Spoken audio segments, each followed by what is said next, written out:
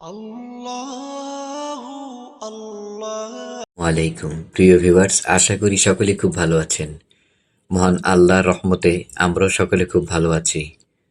প্রিয় viewers, video পরিক্রমায় আজকে আমরা আলোচনা করব গুনাহ থেকে বেঁচে থাকার 10 কৌশল সম্পর্কে। ভিডিওটি দীর্ঘায়িত হবে এই কারণে আমরা ভিডিওটিকে দুইটি ভাগে ভাগ করে নিয়েছি।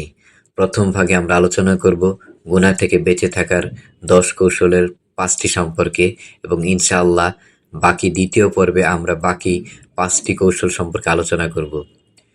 ভিডিওটি শুরু করবার পূর্বে সকলের নিকট বিনীত অনুরোধ, যদি আমাদের ভিডিওটি ভালো লেগে থাকে তাহলে সাবস্ক্রাইব করে আমাদের সঙ্গে থাকবেন এবং শেয়ার করে অন্যকে দেখার সুযোগ করে দিবেন। এরকম আরও নিত্য নতুন ইসলামিক ভিডিও পেতে আমাদের সঙ্গেই থাকুন।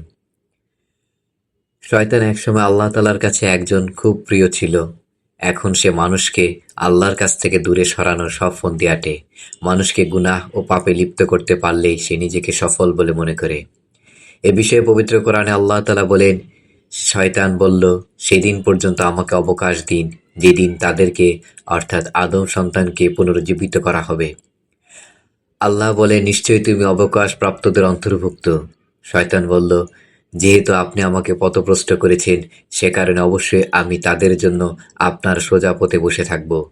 তারপর অবশ্যই আমি তাদের কাছে, তাদের সামনে থেকে, তাদের পেছন থেকে, তাদের ডান দিক থেকে, তাদের বাম দিক থেকে উপস্থিত হব, আর আপনি তাদের অধিকাংশকে কৃতজ্ঞ পাবেন না। সূরা আরাফ আয়াত 14-17। তবে শয়তান মানুষকে যতই ধোঁকা দিক এবং আল্লাহর অবাধ্যতায় লিপ্ত করুক, বান্দা আল্লাহর কাছে তওবা করলে তিনি সব মাফ করে দেন। মানুষের সব পাপ মুছে তাকে একেবারে নিষ্পাপ বানিয়ে দেন।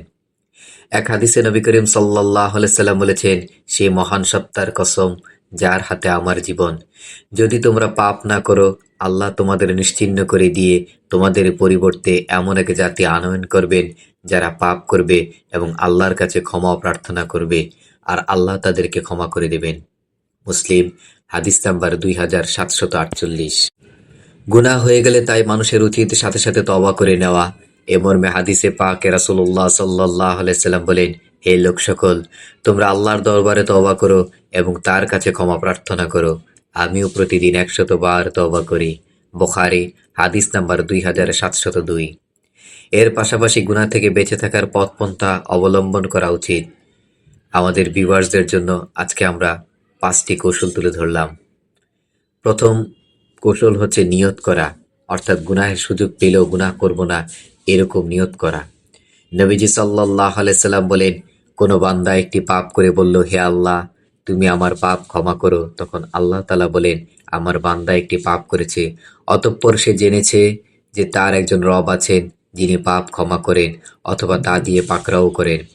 অতঃপর সে আবার পাপ করল এবং বলল, হে আমার রব, তুমি আমার পাপ ক্ষমা করো, তখন আল্লাহ বলেন, আমার বান্দা একটি পাপ করেছে, অতঃপর সে জেনেছে যে তার একজন রব আছেন যিনি পাপ ক্ষমা করেন অথবা তা দিয়ে পাকড়াও করেন, আমি আমার বান্দাকে ক্ষমা করলাম, সুতরাং সে যা ইচ্ছা করুক।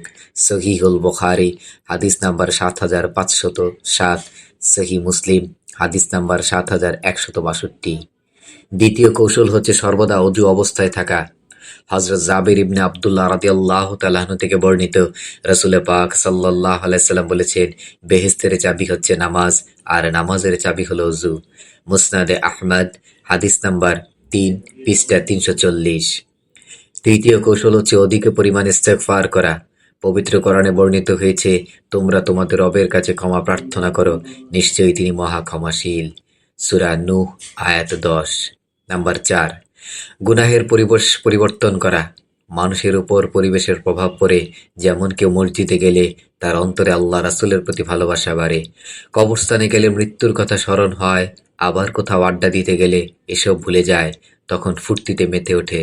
তাই কোনো জায়গায় গুনাহের পরিবেশ থাকলে সেই স্থান ত্যাগ করে ভালো পরিবেশে যাওয়া উচিত।